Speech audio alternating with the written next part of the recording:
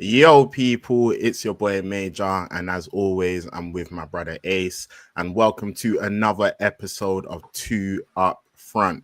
Ace, what you telling me, bro? Hey man, I'm amazing today. I think weekends can't go any better than the last weekend's fixtures went, bro. So I cannot wait to get into this. So now it's definitely a good weekend all around. And yeah, I'm doing well. How you doing, my guy?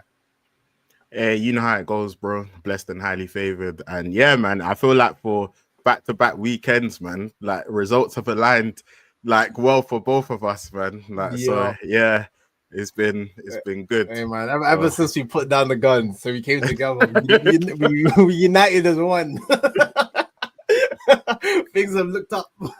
So hey man, long may it continue. It means it continues this way. So yeah, nah.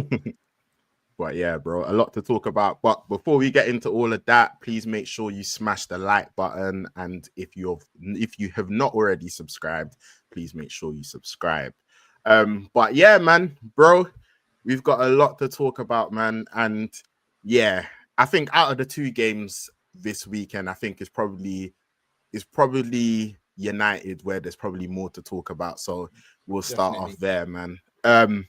But yeah, man, I'll start off by just saying I'm just so happy to finally just get over this Brighton curse, man, because they've been whooping us Yeah, at they've had your number. OT.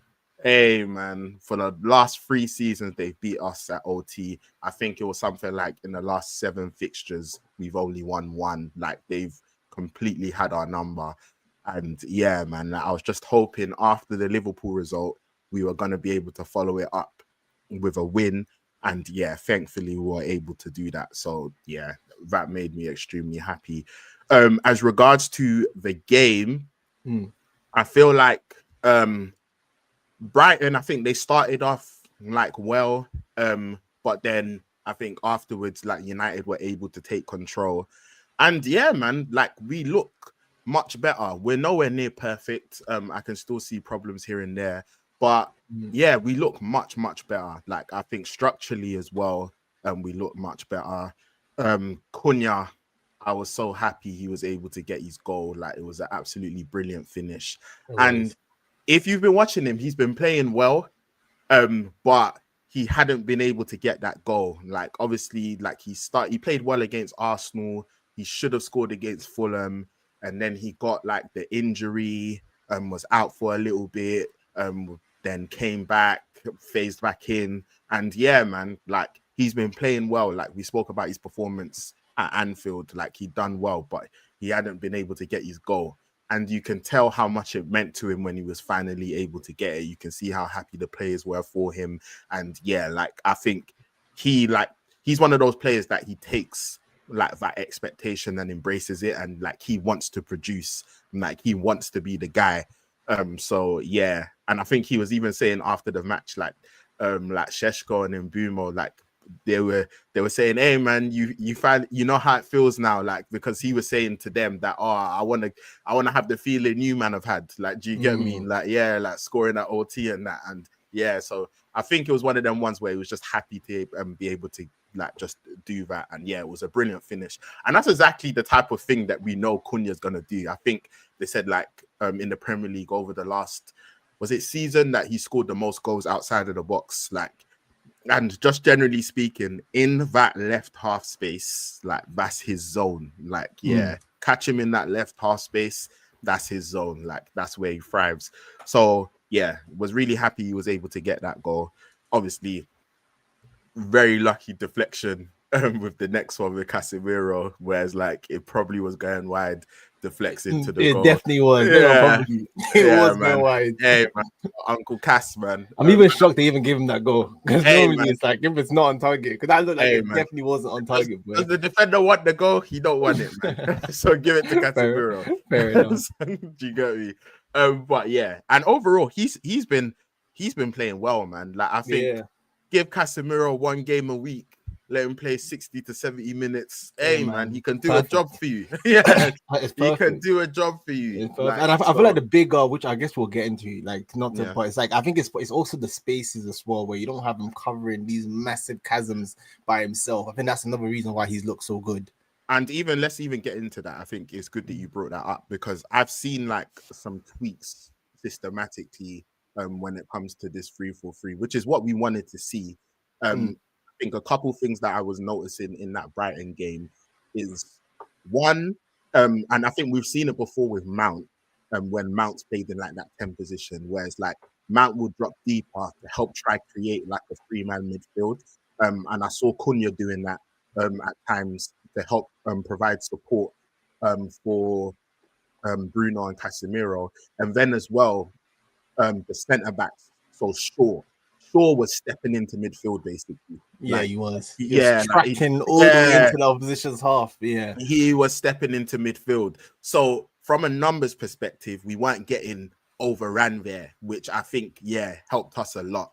And like I think that's been a good tweak. And then I think as well, like just generally speaking, in Bumo, and let me get onto him now because I think I like the relationship between Ahmad and Bumo on the right hand side. Like that was something that I was really hopeful for at the start of the season.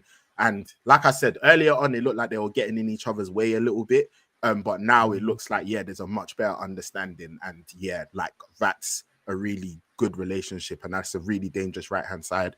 But I also really like the relationship between Šeško and Mbumo. Like I think Mbumo, he loves playing off like a striker. yeah, And I big think, man. he loves playing him off and a Tony. big man. Him and Tony. Him and He Wissa. loves it. Yeah. He loves it. Like let him play off the striker. Like he loves it. And I think I've been seeing that with Šeško a lot. I saw it a lot in the Sunderland game. In the Chelsea game, obviously Šeško flicks it on and Bumo runs beyond. Sanchez takes him out. And then here, bro, the ball gets played into Šeško. The first touch to like trap it and spin out and then lay it off to Mbumo. Brilliant. And then Mbumo finish. You know what it is with Mbumo? Like he is your, a guy that's just gonna just get G&A, bro. Like he's just so efficient. You know what it is? I was watching him. Final actions. And there was a bit of me that was because I think I read something early in the week where it was like Spurs were really trying to get him, and I saw that. He said that he had given his word to United. And I feel like he's one of those players where like I feel like even Arsenal going from it was never going to work because he needs to be the main man in the team. I feel like him and like a Saka wouldn't work. Because I feel like he needs to be like one of the best players in your team is what he's kind of showing. I feel like he needs to be one of like the main guys that everything is feeding through because I think he's that good. So he's been amazing, man. In the final third, like he's extremely decisive. I think technically as well, like he's really secure. Some of the touches that he displayed in that match was brilliant. But man, like he's so efficient. And I think him and Cunha, they complement each other so well because I think Mbumo's like your efficient, like in the final third, like he's gonna get the goals, he's gonna put the crosses in, get the passes, and then Cunha's like your maverick, where it's like he's gonna ball carry more, he's gonna dribble more, like he's got more capacity to create something out of nothing. Like, do you get me? But then in Mbumo, it's like he's the person that gets onto the end of things. He's decisive, like boom, like with both of his finishes in this game, like extremely decisive. Even his finish against Liverpool, like decisive. So man, like just even both of them, that's the best bit of transfer business we've done in a while, man. You know it was when like even when Cunha, I don't think you noticed. I'm sure you noticed, but no one was really getting onto Cunha with the whole he hasn't scored or assisted because we all objectively know that this is a good footballer. Yeah, and I think Mbeumo was the same as well. Where going into like when you guys landed both of them, everyone objectively, whether you hate United, you don't hate United, you can objectively say like these are good Premier League footballers. This is not like a risk that you've brought from like a random country that may or may not work out. It's like if you give them the tools, they fundamentally they have what it takes to be a success here. Where it's not like these are risky like Anthony type signing where it's like will he not work out. It's like you bring in Mbeumo, you bring in Cunha. We've seen what they've done to other Premier League teams. We know they're going to be good. That's why objectively we weren't happy about them going to United. But it looks like Cunha, and the quality of Cunha's goal, like you said earlier, man, was actually beautiful. Like the touch, finish around the player. I said, man, this guy's too cold. He's too cold. It was beautiful. And like those were two great signings. And then I think having them two and then having Šeško as well, like is a lovely balance because it's like you've got the two Premier League proven 26-year-olds in the prime of their careers. Obviously, they've had like multiple Premier League seasons, they've done their thing, and they've also played for teams where it's like, yeah, man, like they've been in the trenches. They know how it is to be in the trenches. Like they know how it is to be playing for a team where it's they're like they're going to have to take the mantle and step up. Like so they've been able to do their thing. But then I think Šeško as well, like the more I watch him, the more I'm happy with that piece of business, man. I'm not gonna lie. Like I think he's got a lot of promise, and I think it's just it's that overall game. Like it's his ability for you to fizz it into him and it sticks, and his ability to like lay it off to people and like get out of tight situations. And I think we've not even unlocked a lot of like some of his key attributes when it comes to like his aerial ability, for example. Like, bruv, I carry on saying it, bro. Like, this guy's he's a 6'5" striker, bro. Like, and we still don't get nowhere near enough crosses into the box where it's like he can just contest. So I'm hoping like if that can start occurring as well, then yeah, that should even help him as more. And even he's not even had so many chances. He's had a few, but not many like opportunities where it's like he's facing towards goal and it's like he can get his shots off and stuff. So yeah, like everything, even though those things haven't been happening, he's still been like really involved in the game. Like he's still linking up well. And like I said, particularly that connection between him and Mbumo, because it's like, yeah, like I think it's just, yeah, it's great, man. Like send it up to the big man and then the little man runs beyond him. Like it's just classic 1-2 punch. Like, do you get me? Like it's a classic 1-2 punch. So yeah, like Šeško, like I want to give a big shout out to him. But yeah, like it was 3-0. Everything was looking comfy. And then Welbs, I was like, bro, since when can you take a free kick? Yeah, when you're in flow state, yeah, everything you touch turns to gold. Bro, I've never seen you do that before. Yeah, I was like, yeah, since when? And I'm not gonna lie, I think I've been really impressed with Lemons. I think he probably should have done better there with that free kick. Yeah, like because it was hit with a lot of like pace and power, but it was quite central. So yeah.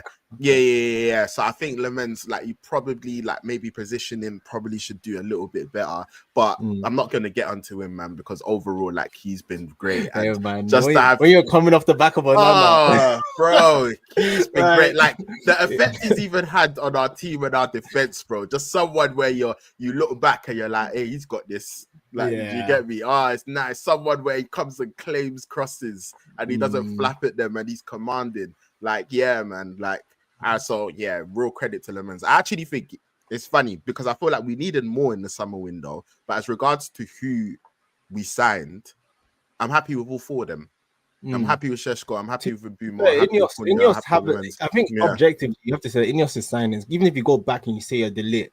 Yeah, Delit's been great. Delit's been great. You know what I think about Euro, Mazraoui.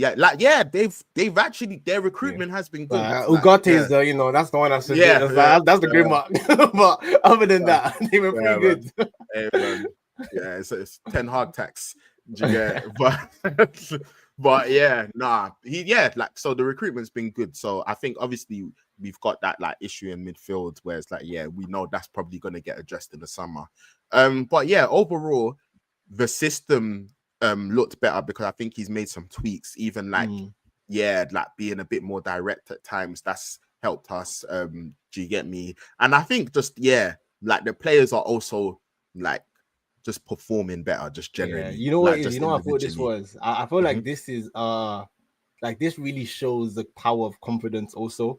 Because I feel like even when we say the system, partly what's also really helping is that confidence of the centre backs, like the Shaws, like the Delits, to chase their man all the way back into their half.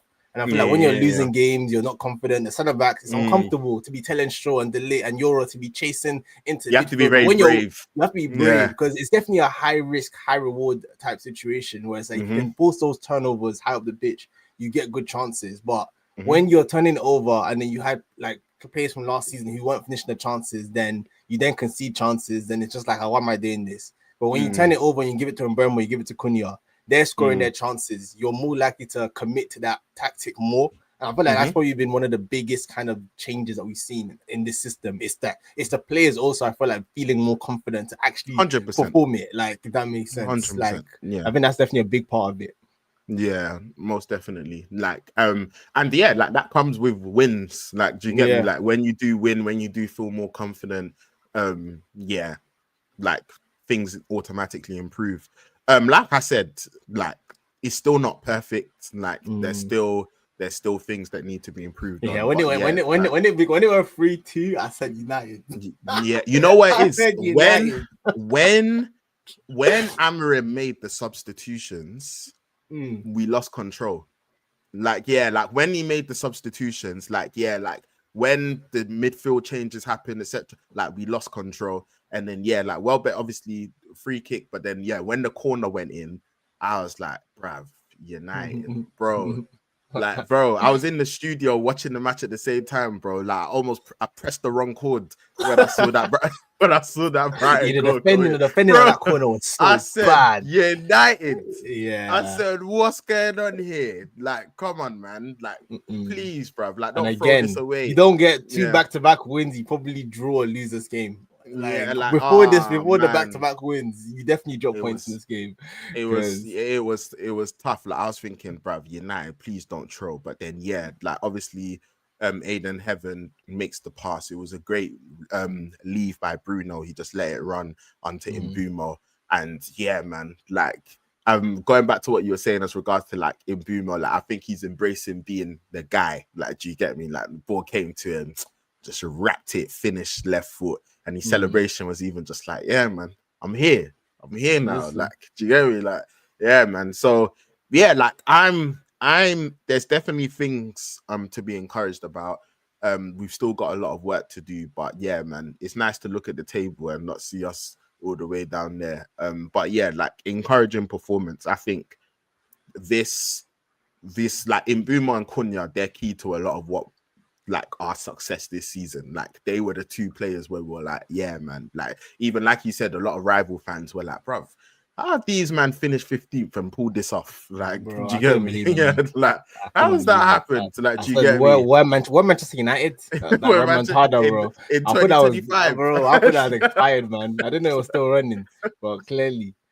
So yeah, nah, having them 2, like that's been big. And then yeah, like I think Šeško, like it's a great compliment to that as well. Like it's a lovely blend.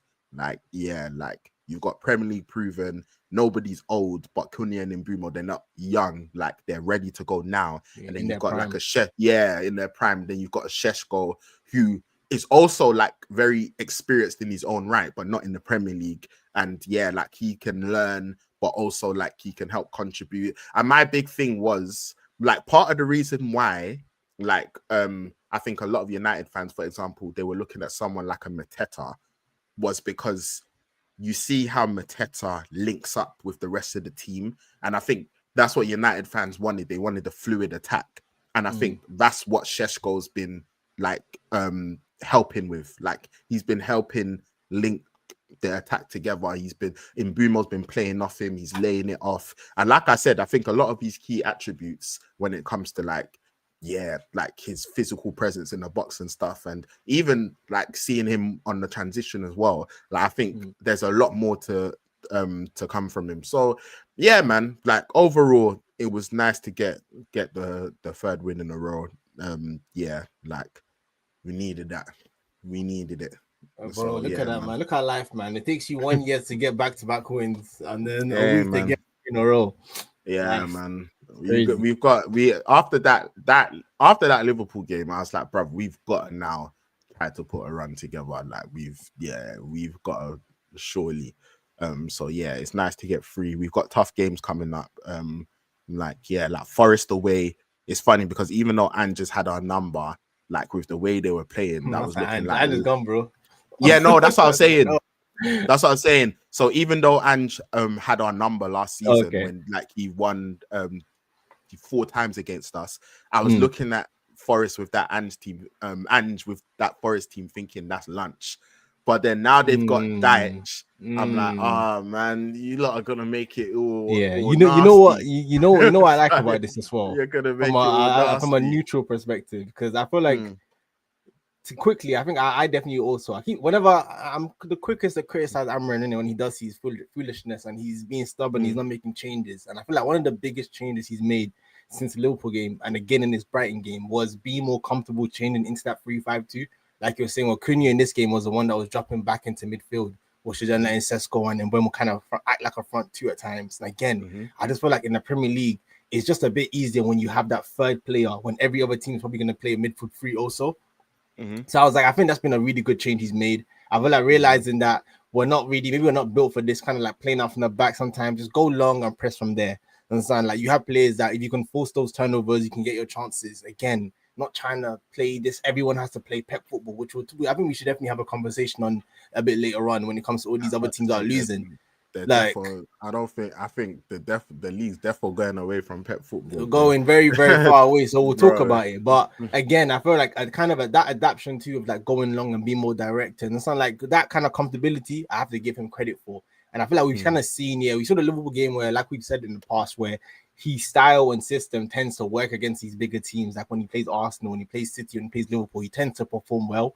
The Brighton game was a different type of test where it's like this is now a smaller team, or maybe everyone expects United to be the favorites and maybe be a bit more on the ball. How do you adapt to that type of game? And I feel like he did well. Then I think now we're gonna get the different type of game where it's a dash, what's it called, team that they're gonna set up and say you can kick the ball long, but you're gonna still have the ball because I'm gonna give it back to you. So kind of seeing how he kind of plays in this game, it's like kind of like we're seeing like the three different types of opposition that he's gonna come up against in like a short time frame. So I'm very interested to see how this game goes because obviously you guys have the confidence now, but it's like now you're going back into a game where it's like you are objectively going to have probably have more of the ball than Nottingham Forest are going to have. So what are you going to do with that? How is he going to adapt the system to work in that environment? That's what I'm very interested to see in this game against Forest, man. So I think it's a completely different test to what he's kind of shown in Liverpool and Brighton. And so we're going to see how he does against Forest. So because should be a good Liverpool game. and Brighton are gonna try kick ball against you. Whereas again, like I was saying, under Ange, I was thinking, yeah, this would be lunch. But with Deitch, it's like, oh, okay, yeah, that's tough. But yeah, we'll see. And yeah, like I think going back to what you're saying with Amorim again, like I think he's still got a lot to prove, but the system, the application, because we've always spoke about formation versus systems, and it's like how they're not the same thing. And I think, yeah, like we've spoken about how you look at the formation that Palace play with Glasner and how it looks totally different to Amorim's. And yeah, like he was under a lot of criticism, but I think, yeah, when it looks more fluid now, like you said, sometimes it's looking like a 3-5-2, Šeško and Mbeumo up top. Sometimes it was looking like a 4-4-2 as well. So it's fluid. Like players look like they're understanding what's going on, and yeah, the midfield as well looks much less vacated, which is extremely important. And the reason why it was even extremely important for this match against Brighton is because I wanted to see what it would look like with Šeško playing, because obviously at Anfield it's like we're not playing with a traditional striker. Like, do you get me? So it's like Mount, he's able to tuck in, and then Cunha's like the 9, quote unquote, like, but obviously he's gonna be here, there, and everywhere. But when you're playing with Šeško and you're playing your traditional striker, I wanted to see how it would look. And yeah, it looks much better than it had looked previously. So there's a lot of signs for encouragement in that regard. But like I said, man, there's a long way to go. We've got Forest away next, and then Spurs away after that.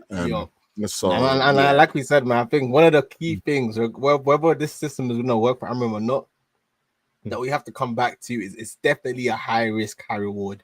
Because it's all nice having Shaw and De Ligt running into midfield to chase their marker, but when they get spun in on other games, and you also leave space behind you also, so it's gonna be interesting to see just like if when the system is at its best and players are doing it to their best capacity, how good is the system? Because ultimately, And that's the question. Also, like, how far can this system take you? Like, and also, I think it's also just also going to be about like sometimes as well. It is also just about like your good players doing good things. Like because it's like, for example, Cunha, just that moment of magic, then all of a sudden you're 1-0 up, and it's like you've got all of the momentum, and it's like that has a big effect on the match. Like because there was times earlier this season, like I said, against Fulham, Bruno misses a penalty.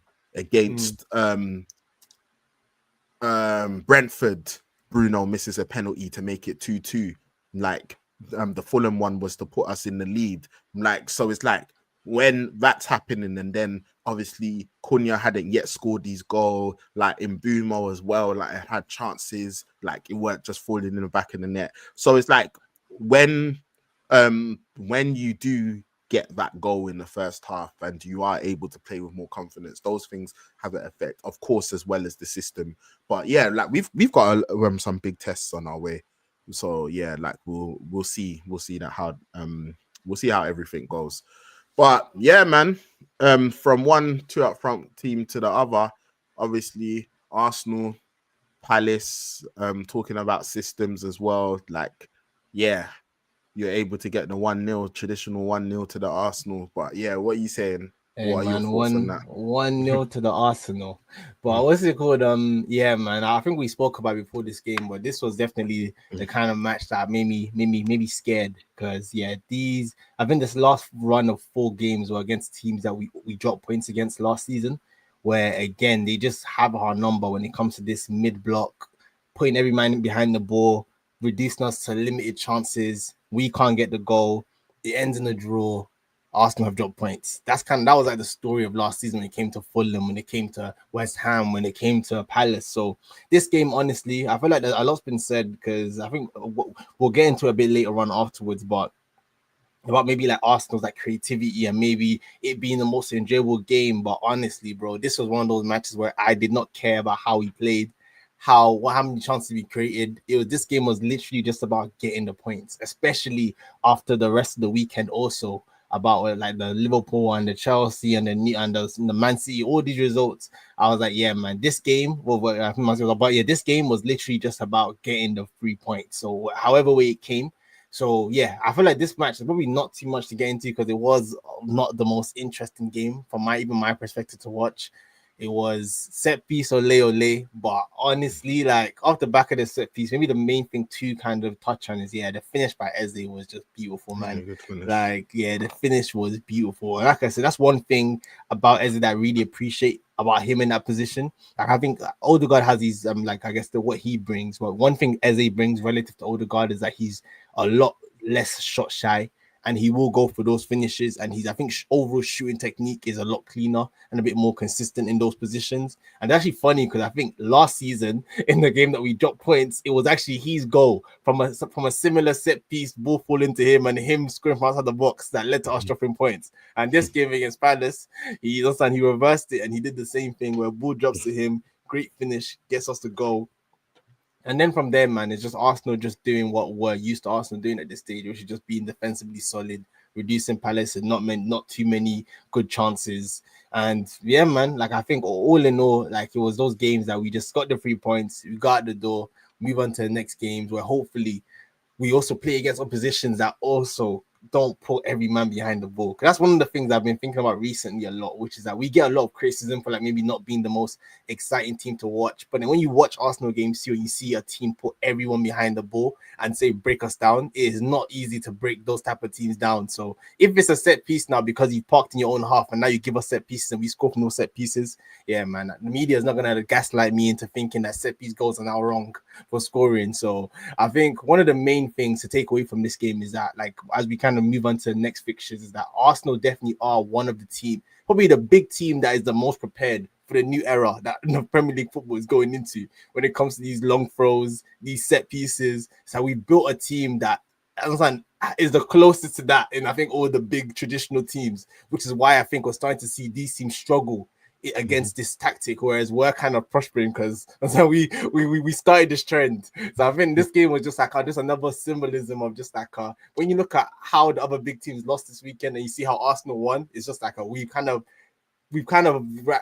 whether it was on purpose or not, kind of we're going in the right direction, whereas other teams maybe this summer started going away from where football was going, and now I think it's really starting to show. So yeah, I don't know if you have really too much more to kind of add to this game. I think it was the most interesting, but yeah, just happy to get the win, happy to move on, and yeah, man, we keep stepping on to the next one from Arsenal perspective.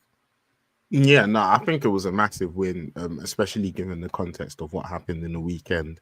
And I think there's certain matches where it's like, yeah, you've just got to get the 3 points, get in, get out. And yeah, like I feel like it's interesting hearing a lot of the talk regarding Arsenal and set piece FC and stuff. I feel like you make some valid points. I think, do I think that Arsenal's attack is flowing? No, like I do think there's more that can be done on that end. But do I also feel like teams are setting up in a particular way, like against Arsenal? Yeah. And I think when they set up in that way against you, you found a way to say, all right, cool, well, you're gonna do this. We can be rough and ugly too, and we'll get the win. So it's like, if this is what you want to do to us, we've also got our own weapons. Like, do you get me? Which in my head can never be a negative thing. Like, do you get me? Like, I think even with the set piece thing, like being able to master it, I always say it, that's not Arsenal's problem. It's everybody else's problem. They need to know how to deal with it. Like, do you get me? But if my team was able to, like, from set pieces, I'm looking at it thinking, yeah, man, this is moving like a pen, bro. I'll be delighted. Like, do you get me? I'll be delighted. Like, so I feel like if people can spin it however way they want, but like I just don't see it ever. Like, it's just not a negative. Like, it's only a positive. Like, whether Arsenal's attack flowing and maybe more creativity, like, and whatever the case may be, and things clicking, I feel like that's separate.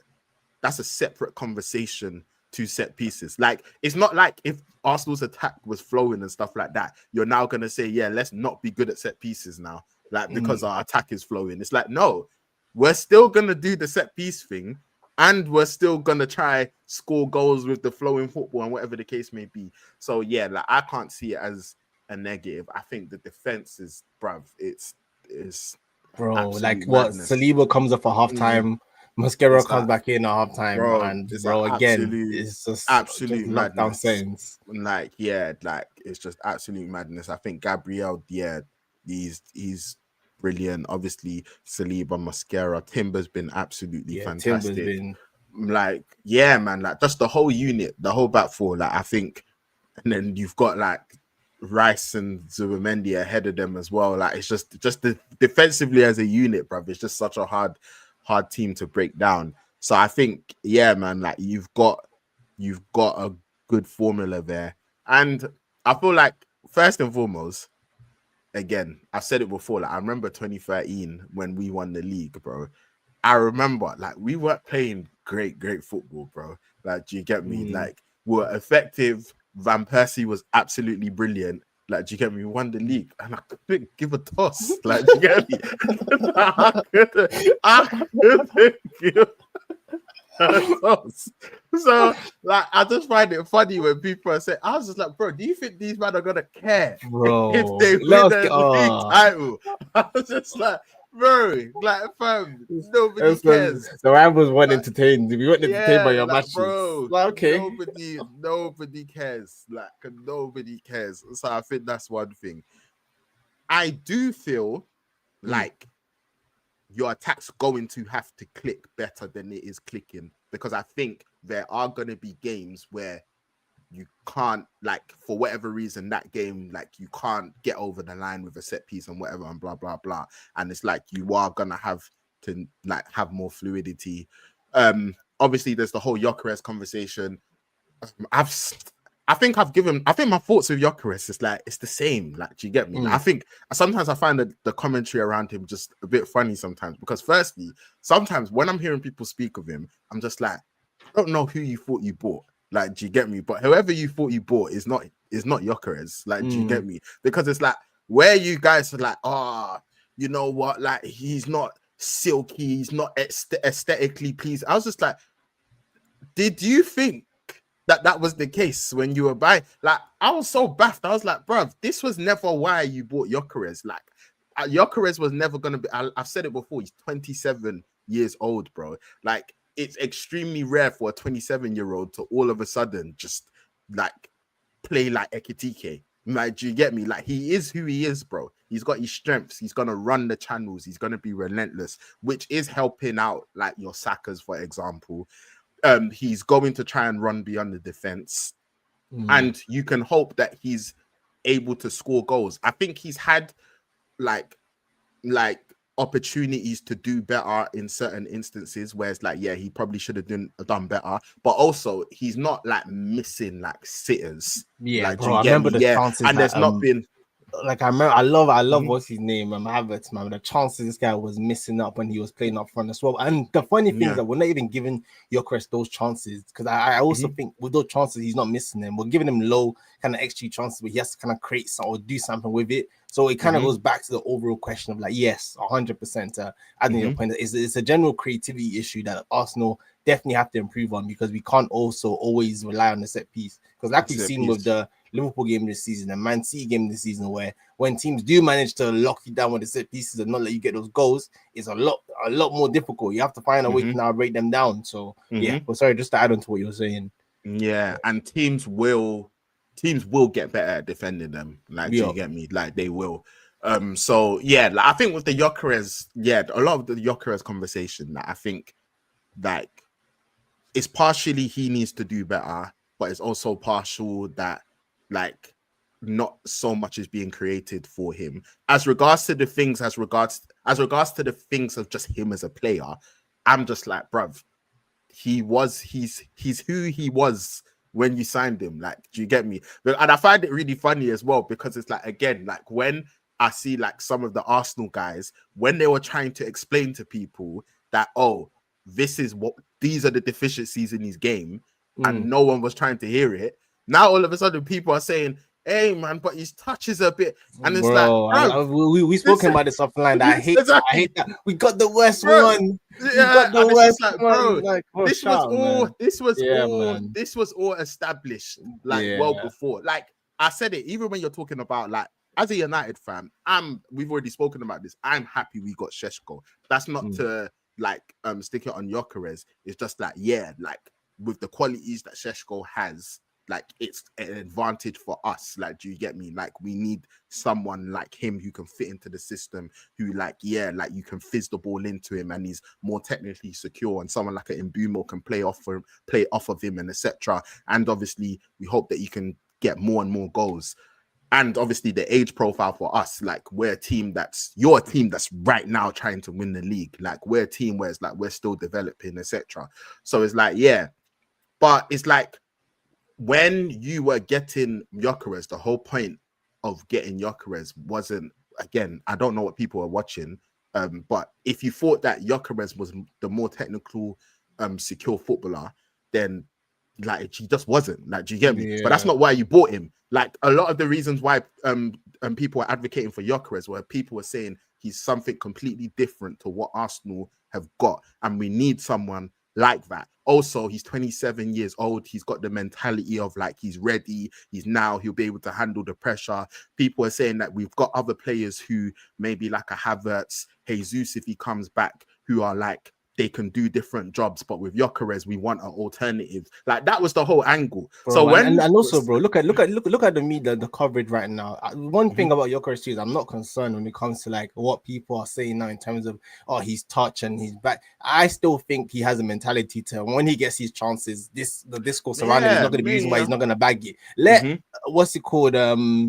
Šeško, with all the technical ability that he has, be in this Arsenal team and also not scoring, they'll also be rubbishing him the same way they're rubbishing Šeško in Gyökeres in a different way. And then there's also more risk that impacts his overall performance. Like, I said this when you were deciding between the two. I said the thing is, it's like, it's not that even Šeško couldn't do well at Arsenal. Like, I think he actually could, like especially with how you play and etc. Like I think Šeško would do well, but the thing is that with Gyökeres, if you look at it and you say, "Alright, cool," on paper he's different to what you've already got. He scored a bag of goals. Granted, they were in the Portuguese league, but obviously in the Champions League as well, for Sweden as well, he's delivered. Like, on paper, people will look at it and say, you know what? He was the 27-year-old striker, scored a bunch of goals. He's different to what we've got. He costs less. Like, that makes sense. Like, do you get me?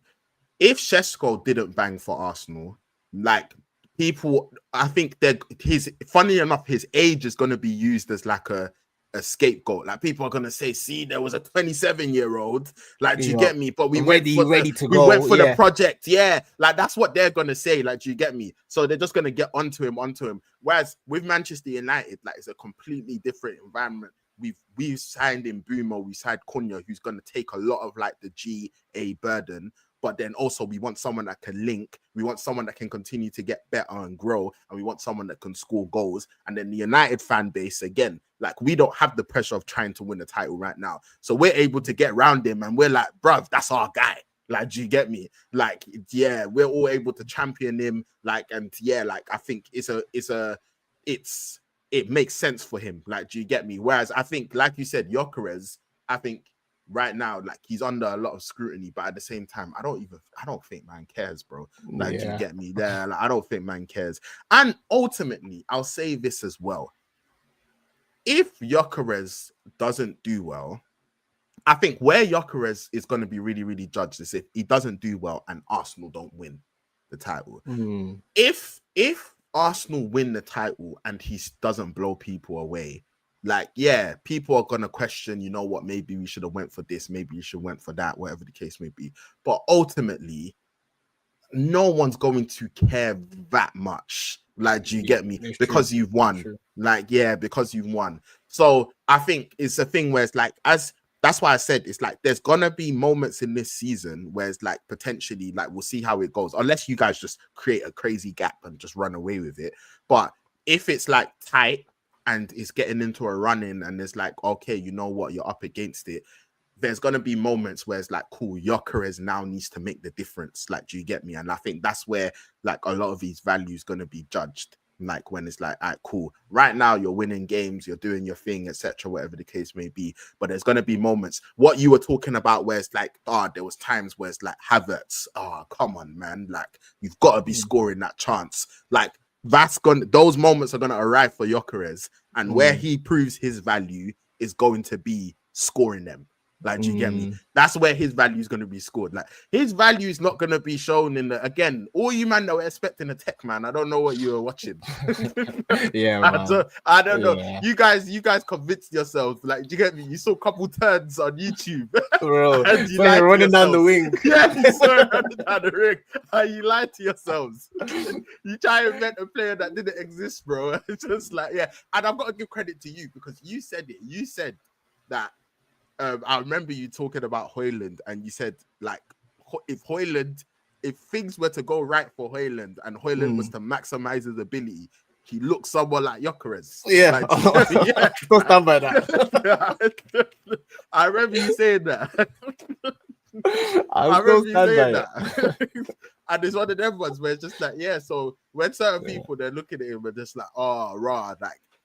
He's not being able to do this. I'm just like, bro, I don't know what is this? Like, do you get me? Like, yeah, like who did you think you bought? But overall, I think going back to Arsenal, having a great defense is never anything to be frowned upon. I remember, I think 08-09, I remember United, like we went like and we set the record for most consecutive clean sheets.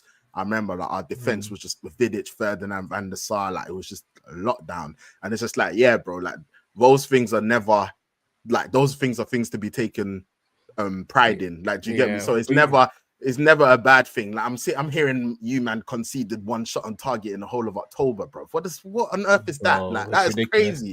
Like, do you get me? So it's like, yeah, man. That not even the shot on target. It's like a head off and Nketiah's head. Oh, suspect. Yeah, I saw it. Yeah, I saw it. They even forced it. Yeah, they Yeah. forced it. So yeah, man. Like I think overall, like I said, I think it's gonna be later down the line where it's like, okay, you know what? There's gonna be situations where your attack's gonna have to flow better. Yep. Gyökeres is going to have to provide his value in taking chances, in like being decisive, etc. Whatever the case may be.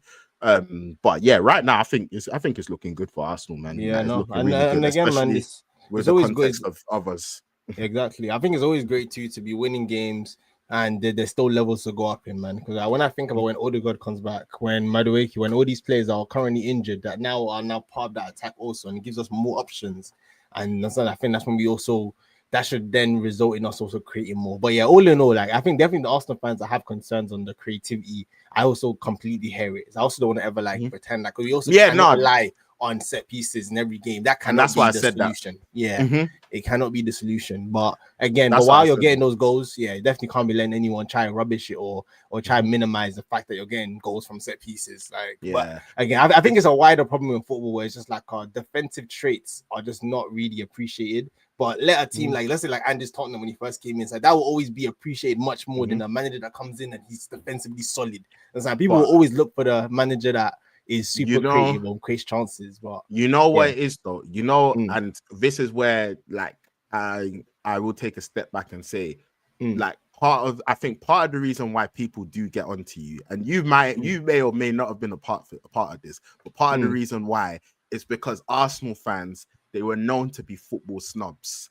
Like their whole thing was like, we played this champagne football and this, that, and whatever the case may be. And when Chelsea were doing up the 15 goals conceded and like, oh yeah, this is this, your whole thing was like, no, Mourinho, I don't want to watch my team play like that. Like, do you get me? Like, I don't want to watch my team play like, I'd rather lose and enjoy watching my team than watching my team play like that. So I feel like that's where I don't feel sorry for you sometimes, where it's like, yeah, like I think you lot are getting a lot of what you dished out at the same time, because you lot, a lot of Arsenal fans were that was the thing that you guys always used to say, where it's just like, nah, man, like, look at you, how do you lot watch this every week?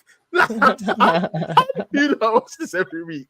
Nah, man. Nah, Nah, man. and So I think definitely yeah. from a football fan's perspective too. Also, you always will give time to entertainment, even if you're not winning. Then if it's now not the most interesting, because yeah, don't if you're not winning, then this football gets very tiring very quickly. So that's definitely the other side of it also, where it's like is that you definitely have more patience, but at least if you're being entertained, even if it's not. And that's what it was on the Wenger ball towards the end. It was like entertainment, but we'll still get slapped away from home against a big team. So again, it always comes with a trade-off in some ways. You have to choose your poison. So yeah. Yeah. And like I said, I think with Arsenal currently right now as well, it's like, it's not a matter of you stopping. Like the set piece thing is great, the defense thing is great. Like I think it's just adding more fluidity to attack, but it's not like any of the things that you're currently doing now. Like everything that you're doing now is things to be praised. Like, do you get me? And like you did say as well, because I think I agree with that. I think also it is because some of these teams, like if they lined up differently, Arsenal slap them up. Like, do you get me? Yeah. So, and they're not doing that. And Arsenal are saying, all right, cool. Well, we'll beat you like this. Could Arsenal also, even within that context, play better football and be more fluid? Yes.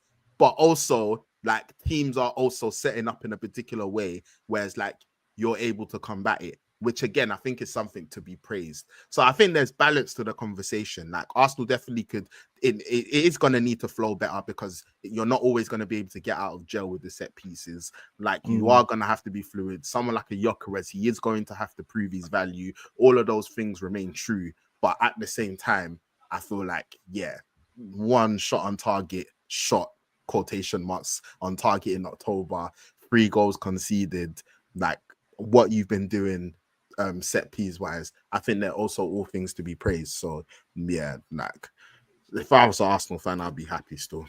Nah, bro, I think you summarized that perfectly. Yeah, man.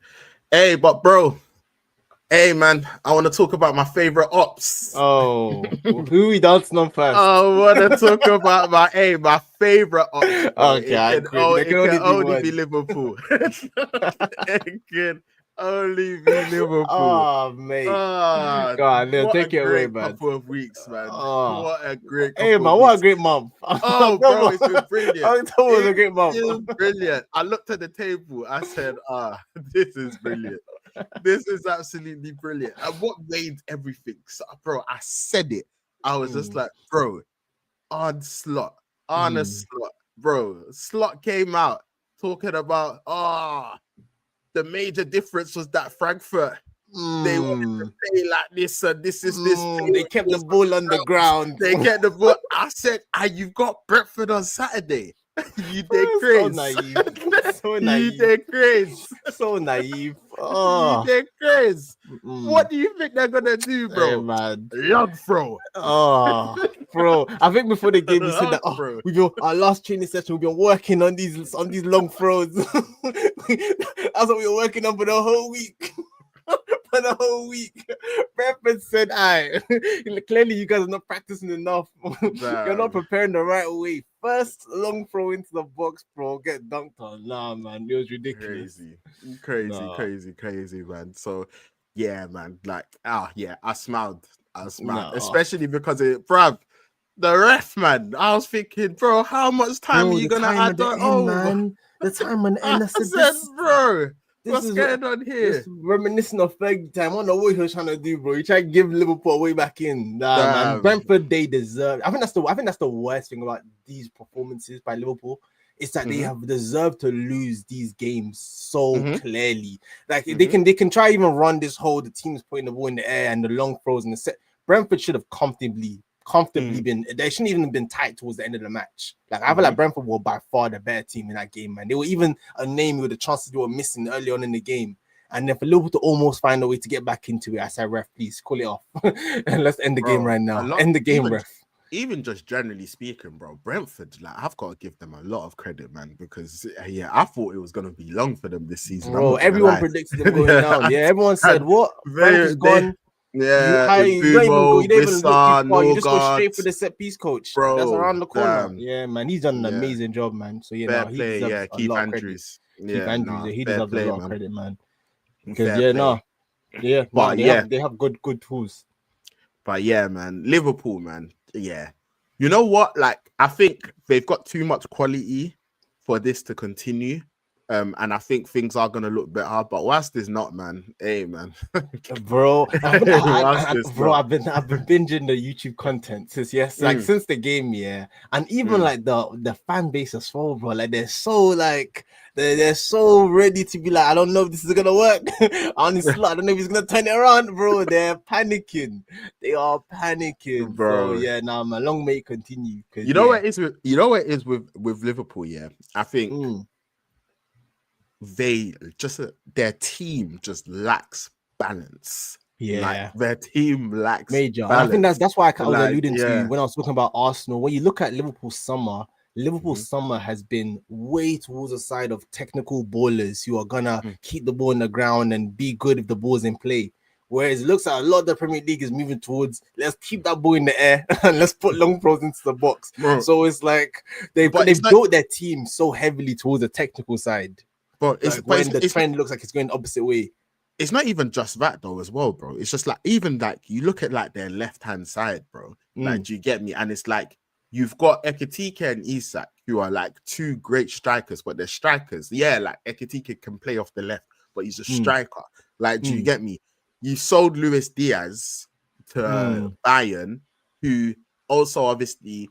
Like he has his goal contributions, his GNA contributions, but he's also extremely important as regards to the press. Like he's relentless. Like, do you get me? Yep. So it's like now you like Gakpo's like your main option on that left-hand side. And like you don't have Diaz.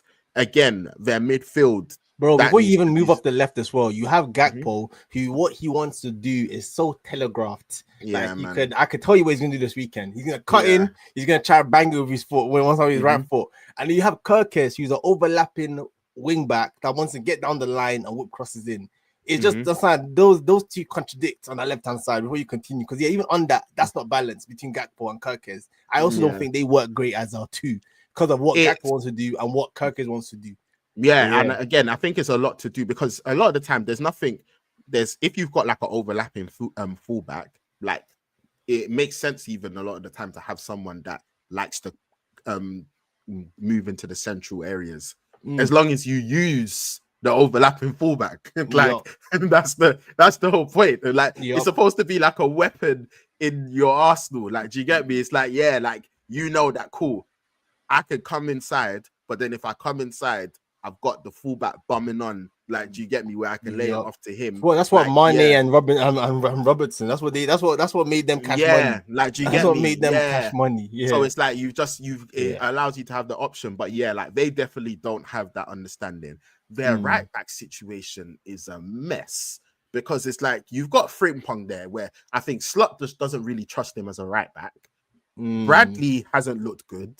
The person who's looked the best there is Szoboszlai. Yeah. But Szoboszlai needs to be in your midfield. Yeah, he's been the so best it's player just this all season. a mess. Like, Yeah, it's in all, every position. Yeah, it's all a mess, bro. Like, do you get me? Your best right back is a midfielder, and he needs to be in the midfield. So it's just like they need to sort that out. Van Dijk was looking solid at the start of the season, and it was Konate that was looking bad. Now Van Dijk is looking shaky as well, bruv. Like, do you get me? So that's all. Alisson's out, and the keeper as well. There's a lot of those shots, right? That you objectively, I don't like doing it sometimes because sometimes it feels unfair. But there definitely was a couple of the goals that said Alisson saves that, man. Bro, like, it's not even anything personal. But Alisson, there's a difference, bro. Objectively, Alisson saves that. Yeah, there's a difference. There's a clear difference. So there's that going on as well. They need to figure out this Verts thing. Like, do you get me? They need to figure out what they're gonna do with Ekitike and Isak. They need to figure out what they're going to do with Salah. Like, it's just, and I think, you know what it is as well? Slot, he's going to have to make bold decisions. Like, do you get me? Like, to stop this, like, just to get fluidity back, he's going to have to make some bold decisions. You know what I'm thankful for, though? What I'm so thankful for? I think I said it at the end of the transfer window where they had their priorities all wrong, man. I genuinely feel like what's really going to stop Slot, whatever changes he wants to make from now, the biggest loss from this summer was not getting Gay over the line. Because I genuinely think that this system is clearly moving towards like a 3-5-2 or a 4-4. Regardless of whatever system, I think he needed that kind of third center back to provide some balance to how he's trying to play. If I'm being honest, I feel like them not getting that signing over the line, I feel that's why, regardless of what they do between now and January, I feel like they're going to lose a lot of points. And I feel like that's probably one of the biggest missed signings of the window because Konate being shaky, I was like, Van Dijk, he's never going to get dropped anyway. But I was like, having the option of having Gay to come in and bring solidity to it, I think it would have made a massive difference. So I feel like looking back at it now, I think they're missing out on that signing even bigger than I thought during the window. Because I remember when that deal didn't go through, I remember being so happy thinking this is going to come back to bite them. And I feel like I can see already where like that, I feel like that was a massive, massive loss for them this window. But go on, what are you thinking? I was gonna ask you a question because I've seen people been speaking about it. Is it crazy to say that they shouldn't have got Isak? Is that crazy? I don't think it's crazy. I think they were too greedy, man. I feel like once Ekitike was so clearly the Isak alternative, baby Isak, whatever you want to call him, like type player. Going and getting him when you couldn't get Isak to then go get Isak anyway, I think it was just greedy. I feel like it was just greedy. I feel like they should have probably prioritized getting Gay firstly or getting a different profile of striker.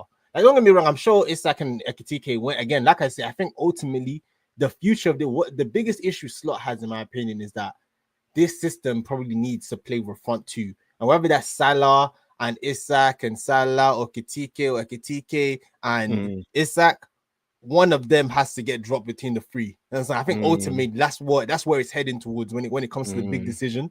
And I feel like if they hadn't had got Isak, they could have ran Salah up front with Ekitike or another profile striker, and it would have been the balance would have been better. So I feel like because that's where I think they're heading, that's why I feel like Isak signing is just greedy at this point. So do you think like a three at the back system with like wing backs? I genuinely think would be better for them. Kirkes and Frimpong, they're wing backs. That's their best situation. Listen, you still get the free midfield, you get Isak, you get Kitike in the team. I genuinely feel like that's probably what they were working towards, and just not getting Gay over the line, I think, has been the biggest cog to that kind of whole plan. That's why I'm saying that I think he definitely would have gone to that much earlier if they had that centre back option that could come in, that could bring that balance. But because they didn't get over the line, and the other centre back they brought in, or they got, I think he's injured right now, the Leone, the young centre back. Yeah, he got injured early. Yeah, like, so I think that's now what's like hampering him, and also further reinforcing this lack of balance in their whole team. And again, man, from Arsenal perspective, I'm very happy about it because it helps us out. But I feel like that's a big part of their problems right now. Because it would definitely make Frimpong and Kirkes much more comfortable in the system if they go to a back three, and you solve the issue of Isak and Ekitike or Salah as a front two. But the problem is that one of them has to get dropped anyway between the three of them. So, yeah, man. All in all, what do you do about Salah? Like, do you say, you know what, you're Salah, like we trust you to turn it around and let him play himself into form, or do you drop him? It's a great question. I feel like, again, this is why I keep going back to that again. That front two option is, I think, even if you're going to play him into form, I feel like his days as the right winger is just done in general. Because I feel like if you look at his stats this season of dribbling past players, his ability to kind of, I guess, like break through pressure. I feel like even the goal he scored, in the Brentford game was just centrally, great touch, great finish, kept it simple. So I feel like it's either they move into that kind of front two option and say you're going to be one of the striker options, or you say that you're going to drop him if he's going to still be playing on the wing. So I think those are the two options they have with him, in my opinion. I feel like they have to make that choice. Who would you play if they kept it as a right wing option? Then who would you play instead of him? I think they probably would have to change their system in general. What he did against Frankfurt was he actually went to a 4-4-2, which again, I don't know how sustainable it was, but he put Wirtz right mid and Gakpo left mid, and then played the Kitike and Isak as a front two, and then Szoboszlai and Curtis Jones as a midfield two. And again, I feel like that probably has more balance overall. I think that's probably what I would do. I think that made sense when he did it. So I feel like it's either they change the system and it goes like a 4-4-2, and they do something a bit different with the right mid, or whether it is a Wirtz, whether that is a position that he ends up maybe making it work for him at Liverpool, or they go to a back three and Salah goes up front as one of the front two options. I feel like that those are because right now he clearly has to find a solution to kind of stop the bleeding. What he's gonna do, so we're gonna be there this weekend to find out. But yeah, man, I don't envy him at all, because his job is not easy to find balance in this team right now. It's not easy at all. And their fixture run is, I think they've got Palace in the League Cup tomorrow. Then they've got Villa, who have won 4 in a row in the league. I think it's 5. Is it 4 in a row in the league? Yeah, in the league. Yeah, I think it's 4 in a row in the league. I think it was 5 in a row overall, but then they lost to Go Ahead Eagles. Okay. Yeah. But yeah, 4 in a row in the league. Like Emery's he's turned things completely around there, and it's and also we'll get onto them when we speak about City. But yeah, even again, sometimes you just need the players that you rely on to perform for you to start performing. And someone like a Rodgers, for example, was bad at the start of the season, and over the last few matches, he's looks like the Rodgers that we all knew last season. And that's going to help you a lot. So he'll go a long way. Yeah, he'll go a long way. So yeah, sometimes it's that simple. But yeah, Liverpool. So they've got Palace, then they've got Villa, then they've got Madrid in the Champions League, and then they've got City away. Those are the next fixtures. So, hey, man. boy, the life of a Premier League manager, man, it's not a joke. Hey. When things are going well, it's all great to be this charismatic, great, straight-talking guy. When things start going badly, you start telling teams that why are they kicking it long? Why don't they play football? Yeah, man. Good luck to them. Yeah, man. And hey, man, another one of the ops. Hey, man. They also lost, obviously, Villa, which was always going to be a difficult game. I think Villa have beat City at home for the last 3 seasons in a row. So yeah, man, like I said, they found form again. But City, man, it's really looking like just the Haaland show, man. I saw that. I think he scored 11 Premier League goals, and everyone else, I think it's like Shirky, Foden, is it Oscar Bob? They've all got one. That's wild. That's like wild. Wow. Yeah. Like the next highest is one. Like it's just so Haaland is literally, bro, he's carrying them on their back. Wow. And also, that midfield is like it's just looking. Yeah, like, man. I think this is definitely a game where I think Pep, you can definitely objectively say genius or no genius, Pep got it wrong. Because I mean, playing Reinders as a 6, playing Silva and Foden, man. That I could have told you that midfield would get around. But you know what it is though, man. And again, Pep, one of the greatest managers of all time, But sometimes he just does weird stuff. Yeah, like, man. You get me? Just Like it's one of them ones. It's like you can't question him because he's Pep in it. But it's just like I remember, like Champions League final. I was happy because I wanted Chelsea to win. But I remember it's just like, bro, man spent the whole season playing with a DM. Champions League final. He says, "Yeah, Rodri, Fernandinho, you're on the bench." So you know what? Chelsea are not expecting this. Chelsea are not expecting this. He said, no DM. That's man. You tried to set a trend, man. You tried to set a trend. And it's funny, So Pep sometimes, like, he does some questionable things, but like he's one of the greatest managers ever. So it's just one of them ones where I'm sure City fans, like, they might get frustrated, but at the same time, they're just like, I think it's similar with Fergie. Like, I remember Fergie sometimes, bro. Like, it would do, bro. I remember we're facing the best midfield I've ever seen in Busquets, Iniesta, and Xavi in the 2011 Champions League final. And he plays a 2-man midfield of Giggs and Carrick. And I'm just like, bro. The Giggs been playing midfield? Bro. Yes, he was playing centre mid, bro. Giggs played centre mid. Do you get me? Of Giggs and Carrick, bro. And then he's got Rooney and Rooney like playing like as like the second striker. With Chicharito up top, bro. And I'm just like, bro, Fergie. Like, and I remember, oh my days, and the way they done it. But again, it's one of them ones where it's just like, you're Fergie, innit? So it's man, there's too much credit in the bank. It's just one of them ones where it's like, you gave me the happiest memories of my life. So, well, from a United fan perspective, so it's like, what am I gonna do, man? Like, do you get it? So, but City, I think they need to sort out that midfield issue. And I said if they wanted any chance of being involved in this title, they need Rodri to come back and be at least 70% of what Rodri was.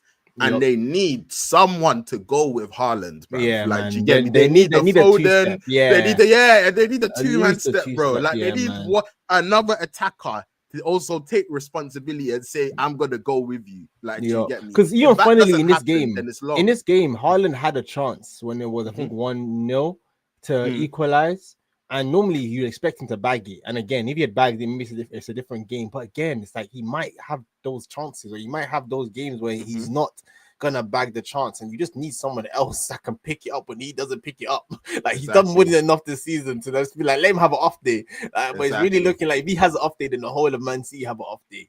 Like, that's what it's looking like when you're too reliant on him, man. So So, and like you say, man, I think that's what was interesting about this run of games where City are getting back to form. But this was a game where I think we said it before the match, where if City go and win this convincingly, I think as the Arsenal fan, I sit up and I say, okay, we have a serious race in our hands, because for all the jokes and Arsenal being boring and Arsenal being this team, is one thing you can say is offensively, like we've spoken about already, was solid.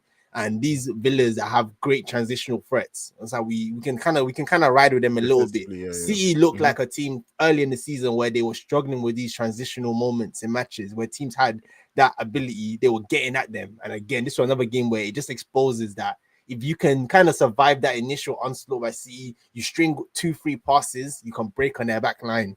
Like, that's what this game kind of showed. Like, you can really, really break in their back line and hurt them. But again, man, definitely the midfield definitely assisted with that. So, boy, man, all in all, as an Arsenal fan, it was definitely another very positive result.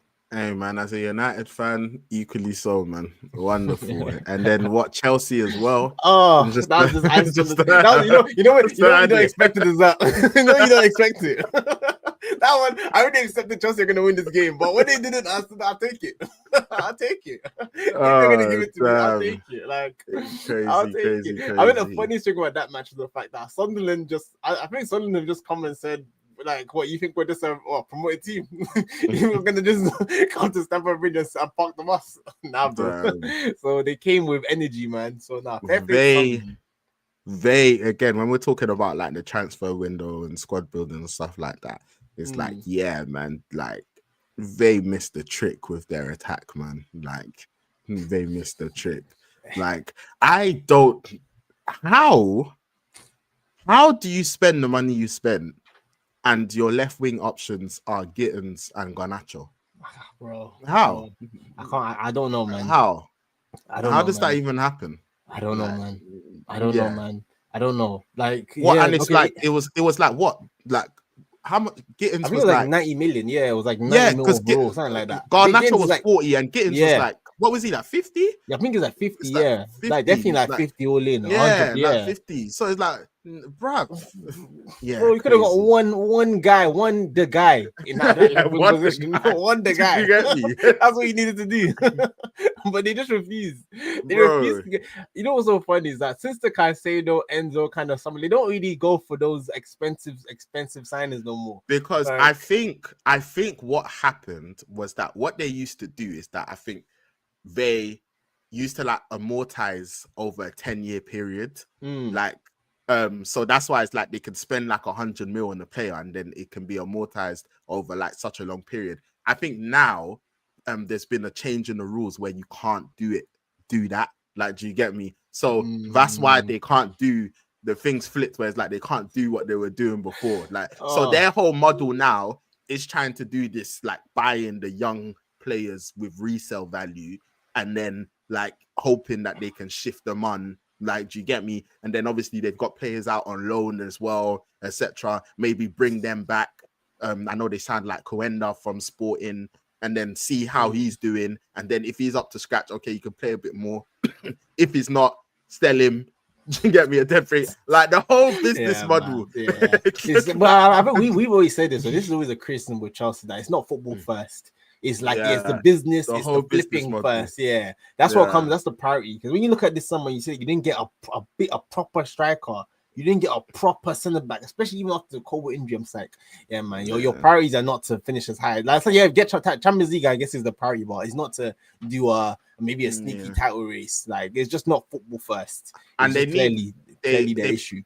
They've got some holes in their squad. I mean, they got some holes, like I think where, especially that left wing possession, where they'll need to strengthen.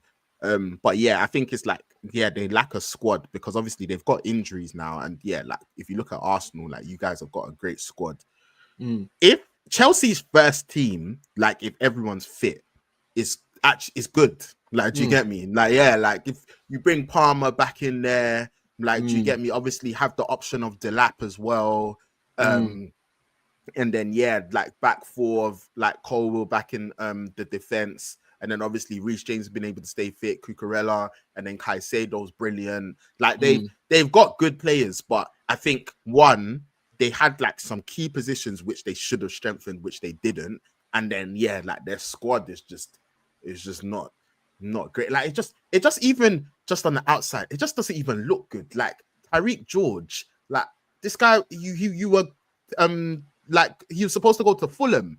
Like, do you get me? And then now all of a sudden he's playing, and then Mark Gue was on loan to Sunderland, and then he's record, and then it just doesn't like it just looks like a mess. Chalobah and Tosin, Tosin and Chalobah at big Chelsea, all your centre back pairing, like it's just structurally it's just all over the place. But yeah, I'm not complaining. That was hey man, listen man, long may continue. Hey man, and also big up to Sunderland as well, man. King Xhaka, he came back to London and he just like did his thing, man. Doing his thing, man. So yeah, now they built a good squad, defensively solid, transition well. I am looking forward to when they face Newcastle, man. That's gonna be a good game, man. Oh, that's gonna be that was one of the things I was looking forward when. That's why I like teams like Sunderland back in the Premier League. I want to see those derbies, like So especially the fact that they're looking competitive as well. Yeah, competitive. Yeah, that's gonna be a great game. That should be good. And very quickly, man, I wanted to speak about Spurs. Just because I feel like obviously I watched I don't know if you caught the Yeah, I Everton did. I game. watched quite a lot of it. Yeah. Yeah, like I caught it and it was interesting because Everton played actually quite well. But yeah, like they just weren't able to get the goal. Obviously, they had the goal from the corner, but then it got ruled out for offside. But yeah, it's funny because even like we've spoken about, like obviously being defensively solid, and if there's one thing that Thomas Frank has done, is that he's just made Spurs just much more defensively solid. And it's funny because I feel like they've also got that problem, but their problem is way worse than yours in the sense of like their attack is just bruv, like it's just it's just yeah. But I made you remember this was my main thing after the summer window. I said that I feel like at the starting point where I always give a manager credit is just like get the most of what you can do, and you can always criticize so you can do more. And I feel like your first job is being defensively solid as a manager, because that's one thing that regardless of the quality of play that you have, with communication, with structure, you can make a team hard to beat. Now, when it's attacking is where you now need individual quality, because I can't really tell you how to beat your man. You either kind of have it or you don't. And when the options are tell or the bar, Richarlison's like, bro, I don't know how much you can squeeze more out of this, but there's a cap to how much you can squeeze out of it. Like, so yeah, and I feel like they do have a couple injuries as well. Yeah, they do. They do. When those players come back, but again, they're quite low. I guess Kulu is probably one that's reasonable. Yeah, Madison's out for the season, but just in general, it's just like if they had something a bit stronger on that left wing and it's not Kudus and inshallah, then and I guess Moani's coming in now. I guess he started the season. What's it called? I guess kind of recovering from injury. So we'll see how he does when he's I also do feel. I do also feel Thomas Frank needs to do more though. Like I think even like sometimes even with like his selections, like in the midfield as well. Yeah, the midfield. Like I think sometimes he has been a bit overly conservative. But yeah, like defensively is because Arsenal have only conceded 3 goals. Tottenham have only conceded 7. Yeah. Like, do you get me? Yeah, like he showed them up like a lot. Like, and even funny enough, talking about set pieces, like Van der Ven. Hey man, listen, Spurs fans, I don't want to hear nothing about Arsenal set pieces, because they're also set piece on Leo. They're also set piece on Leo. Both of those set pieces, them two, they'll be struggling. But yeah, man, fair play. Like, Van der Ven with 2, and from a defensive perspective, he's done well, because the Everton definitely put them under a lot of pressure, but they weren't able to break them down in the end. So I think in Die. I was gonna say that. Yeah, we have to give him a special shout out, man. Again, you look at those players and these teams, and you just say, yeah, man, you're definitely gonna get a move, because a team should definitely be coming in for you, man. Because you look like you can definitely play a level above. Like he can definitely play a level above, man. He's cold. And I think also, like, I was just even thinking about it. Even we never even spoke about this, but just very quickly, obviously during the international break, bro, Nigeria, by the skin of our teeth, we've still got a chance. Major, do you understand? I was like, do you understand what is now next? Because I was confused by like how because there's still such a hurdle for us to get to this World Cup, bro. It was a madness. So basically, even just with everything. So what happened was that obviously, like, we needed South Africa to drop points, and obviously for us to beat Benin to finish on top of the group, which didn't happen. South Africa won, so they finished top of the group. Then obviously, there's I think it's the 4 second place teams, which we wouldn't have been, but I think because is it Eritrea? I think it was Eritrea. Was it Eritrea? Forgive me if it's wrong, but I think it was Eritrea. It weren't Ethiopia, I don't think. I think it was Eritrea, but I think because they dropped out like there was something went on, they dropped out. So basically what happened was that all results against the bottom team in your group didn't count. Like, you get me? Yeah. So obviously with Nigeria, I think the bottom team in our group, I think, was Zimbabwe, and we drew them twice. Do you get me? So 2 points get removed from our total. Whereas with other teams, they might have beat the bottom team twice. So serious? 6 points will get removed from them. Yeah. So then basically, there was a whole thing where it's like basically on goal, for us to qualify in the best, with all of that taken into account, for us to qualify in the best top 4 second best placed teams, basically we needed a better goal difference. And the only way we could do that with just relying on ourselves was us winning 4-0. Are you being serious? yeah, which literally Osimhen scored a hat trick, and then literally in the last minute we got the fourth, Are which you being guaranteed us serious? a spot in the playoffs. So now what's gonna happen is that there's the African playoffs, World Cup playoffs, Okay. where I think it's us, Cameroon, Gabon, and is it Congo? I think it's Congo. So us four are gonna compete. We've got Gabon first, and then I think Okay. Cameroon have got Congo, and then Okay. so we have to beat Gabon, and Okay. then in the final we need to beat one of Cameroon or I believe it's Congo. Okay. Then once that's happened, in March we now go to the Intercontinental World Cup playoff, where I think there's teams from like there's a team from like the Asia, from like I think it's Bolivia, from South America. Like there's other teams, etc. Whatever the case may be, and it's all like based on like ranking as well as regards to who you face and stuff and seeding. Like, do you get me? And we've got to get through that. And if we get through that, then we're at the World Cup. Wait, but then is there one winner from all of this that gets the World Cup? How do you know? I think in that Intercontinental, I think. Oh, I don't want to say misinformation. I think it's two.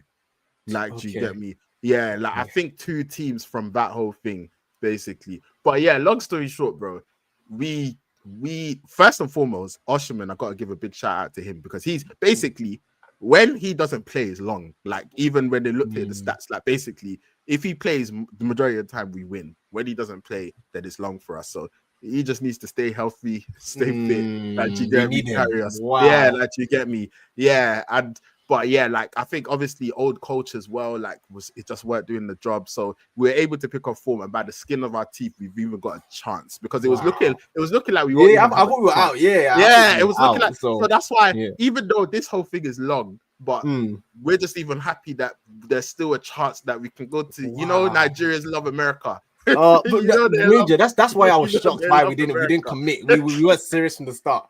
I was confused. I was like, abroad. They're not trying to go abroad. Hey, bro. So, yeah, I couldn't believe it, man. We've got a whole thing, but I think it was even just good that we even were able to have a chance to get into the playoffs. So it's like, like Cameroon, if we face you in Boomer, I love you, but bro, you gotta you better go back home. You got at that time. Back to Manchester. At that time. I gotta see that in the World Cup. But yeah, there's a whole I saw the Benin result, the 4-0. So I thought that we got through goal difference. I didn't know there was that whole thing of the bottom place team did the points didn't count. I didn't know that we were even. It wasn't even as a goal difference thing. If that whole thing didn't happen as regards to like bruv, I'm getting even sick and tired of. Is it Eritrea? Why you do that? I see people celebrating in the comments talking about can't relate to these problems with the Ghanaian flag. It's all good, bro. We'll catch you guys there. We'll be there too. Don't worry about it. Don't worry about it. Yeah. Okay. Yeah. It was Eritrea. Yeah. So if that whole thing didn't happen with Eritrea withdrawing, we wouldn't have got through to the playoffs, like literally. And it's so it was mad, and it was literally like it was 3-0, and it was crazy because it was 3-0, and it's like in order for us to guarantee it. Now I think because if we won 3-0, we would have needed Congo to drop points, and Congo won in the later match. So literally we had to win 4-0 to get through. So it was actually a miracle. What happened with Benin as well? Because Benin, I mean, they were top and they completely dropped out of it, which is crazy as well. They completely dropped out. They went from first to third and they're out. I said, wow, this thing is brutal. And it's crazy because it was a whole thing because it was like South Africa needed Nigeria to beat Benin. Nigeria wanted South Africa to drop points, and we needed to beat Benin because that would make us top. But then in the end, South Africa were happy because they won, and then Nigeria beat Benin. But then Nigeria beat Benin by 4, which allowed us to get to the playoffs. So we were happy as well. So it was a whole madness, bro. Yeah. So it's like, but basically, long story short, the dream is still alive. Hey, man, listen, in this November international break is actually a massive one for us. Normally, international breaks, they're like, oh, yeah, not much going on, but yeah. For Nigerians, I'm locked in. You might have to do a live stream. Watch along. For Nigerians, it's crazy. Damn. Hey man, and yeah, no, shout out to the GH lot, man. Like they done their thing. I think that's the thing as well, because all the big nation, your GH, Ivory Coast, like your Senegal. That's why I was even going with it, bro. Because I was speaking about Ndai, bro. Have you seen Senegal's team, bro? Bro, I'm gonna go watch the Brazil versus Senegal friendly at Emirates. Bro, In a couple of weeks. Yeah, man, the team is serious. nasty, bro, man. Again, man, this is what happens when you what's it called, when your FA knows what they're doing and they're actually developing talent, because their team is wild. Their team is wild. Yeah, but yeah, man. Hey, man, quick impromptu World Cup Africa playoffs. I appreciate the education, man. Because I saw all the noise, but I was like, and it was hurting my head trying to figure out what was next. Oh, bro, like, people but I was like, what is going on? What's happening now? Even when it was going on, bro, like United, I mean, Nigeria winning this 3-0 up, and then it's like when everyone's getting calculators out, it's like, bro, what do we have to do to get through? And it's like we got to win 4-0. Oh, God. We actually did it, which is crazy. Fair play, man. I thought these guys I thought they were staying in Nigeria. So yeah, hey, man. Hopefully, bro, it's packed out as well, because obviously we've got that, and then AFCON is still happening. In December, January. Yeah, bro. So it's like, and then in March hopefully we get through this African playoff styles, and then in March we've got to hopefully try and get through to the World Cup. Yeah, so it's like it's a mad one, man. So all the Nigeria, it will be like Osimhen, we need them safe. I need everyone fit. Like, do you get me? I'm watching Fulham games. I'm seeing it won't be Bassy. Is everything okay? Is everything okay there? Do you get me? So yeah, man. But yeah, quick update on that. I'm hopefully we can get through, man, because yeah, it would be nice. It's always nice to be at a World Cup. But yeah, bro, we got to update firstly on the prediction table. So let's have a quick look at that, and then we'll quickly reel off the predictions. So this is currently what it's looking like. I cut into the lead a little bit. I think the differentiating results were I went for 2-1 Newcastle against Fulham. You went for a 2-0. So I got 3 points correct score for that. You got 1 point.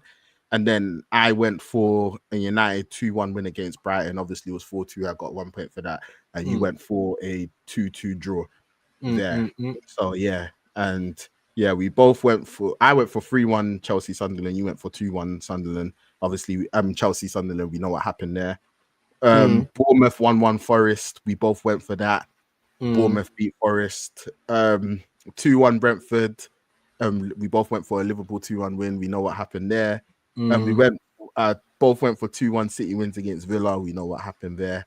And you went for a 2-1 Palace win. I went for a 2-0. I mean, you went for a 2-1 Arsenal win. I went for a 2-0 Arsenal win. And yeah, it was 1-0. So that's currently where we're at. And just off the back of that, let's get these predictions in for next week. So okay, what we predicting? So first up, we got Forest versus United. Yeah, I'll start off with it. And I will say,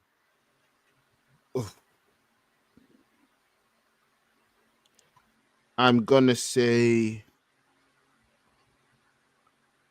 2-0 United. Cool. I hear that. I was happy you went with that. Because I'm going to go 2-1 United. I was thinking that. I don't know what convinced me to think that we can keep a clean sheet, but we're here now. Hey, man, listen, I'm happy that you're there. We're here now. So it is what it is. So 2-1 United.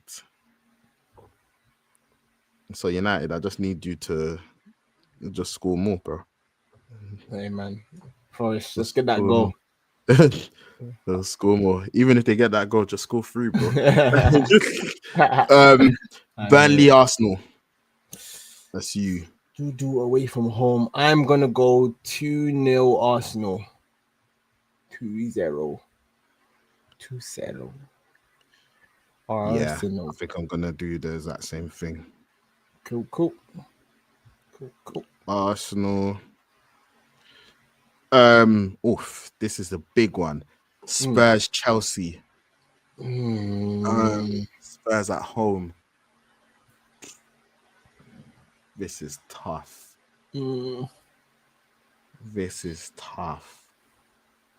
You know what?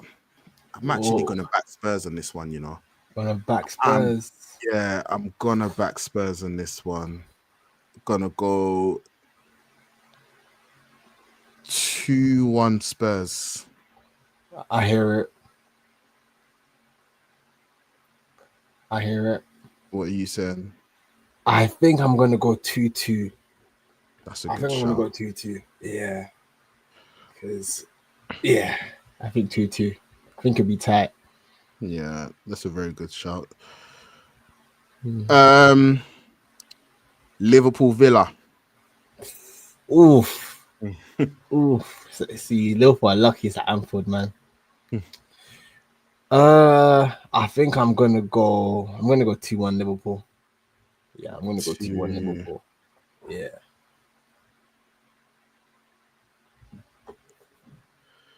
2-1. Yeah, I am gonna go for the same. I just think eventually they've just got to turn this around, and I like going for this because if they don't, I'm happy. So I hear it. it works It's a out. win-win. Yeah, a win-win. It works out.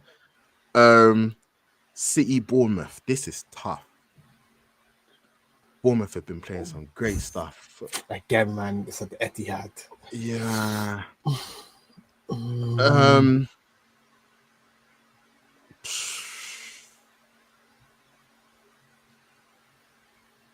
gonna go 2-1 City. I hear that.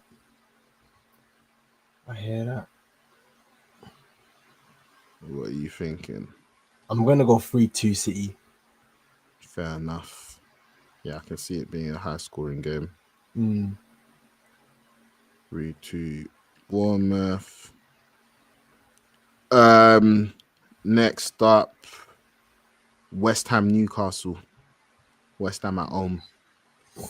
Oof, that doesn't make a difference.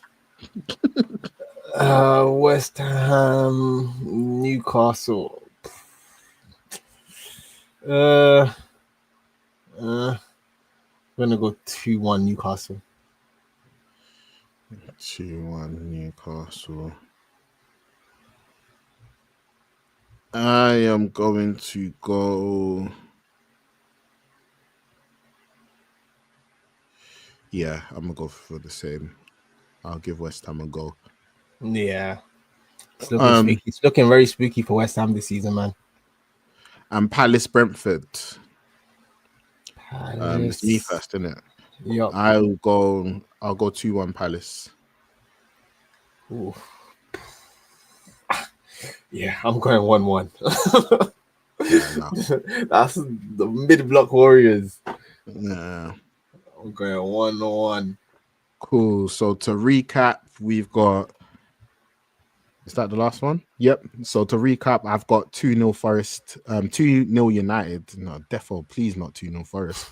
2-0 United against Forest. You've gone 2-1.